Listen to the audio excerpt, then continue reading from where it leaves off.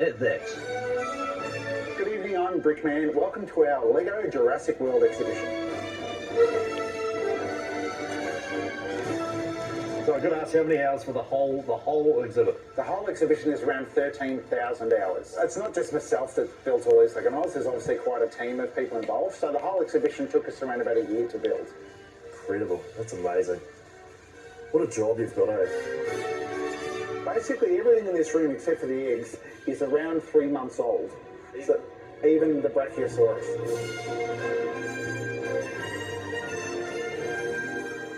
6 million bricks. Millions of dollars worth. So this whole exhibition fits into 10 40-foot shipping containers. So luckily for us, the Cook Strait was very kind the day the ship got in. How did you get into this? So LEGO obviously is a passion, and I've loved LEGO ever since I was a kid. I always thought it was the ants' pants. But once I had kids is when it really changed for me, and I started doing LEGO on a much grander scale. She weighs 2.5 tons. Really? We have engineers, actual real engineers, actual, not LEGO engineers, actual real engineers.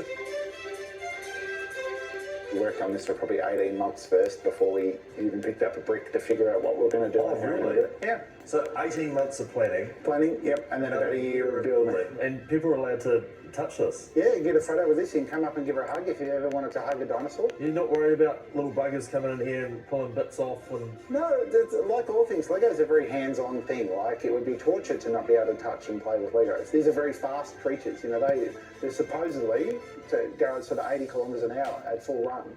So you want to give the impression that they're sleek and agile and fast. And so the pose and the legs and the action that it looks like, you want to give that impression. The way you're talking, it almost sounds like a painter. It's, again, no different to any other medium. It's just a plastic LEGO brick. But the principles are, as you say, exactly the same. I'm actually petting it, I don't know why. There's the texture. She won't bite. Do you want to be Jeff Goldblum? Or yeah, definitely. All right, you can be Jeff Goldblum. I'll be Sam Neill. Is this thing made out of Lego? Sure is. And if you look in the rearview mirror, if you look at the odometer, so 1993, when the first movie came out. The whole thing's made of Lego. It wouldn't be a LEGO exhibition unless it was made of Lego. I know. I guess the point when I first came here, I guess, when it first came in, I said, I think people would excuse you if some things weren't made of Lego, like the doors, you know. Sure. Like even the tyres, you know, if you put actual tyres on, people go, it's all right, you know, you've done enough as it is. Do you ever have any mishaps?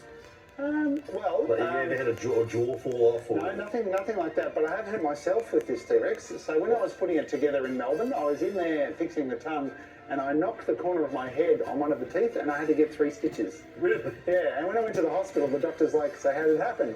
And when I told him, he didn't believe me. He thought I'd been drinking. Kids essentially would build their own Jeeps and cars. So here you go, here's one some kids made. How awesome is this? Little kids made a super cool little car. The Ramp of Doom. The Ramp of Doom. All right. Good luck. Oh, shoot. Well, you kind of got it through. Yeah, I did, really. Like, you know, it's not the I don't have to get a 5-star safety rating, though. At its essence, a simple plastic brick, child's play. But with time and willpower, anything but. Or even a T-Rex has to start from somewhere.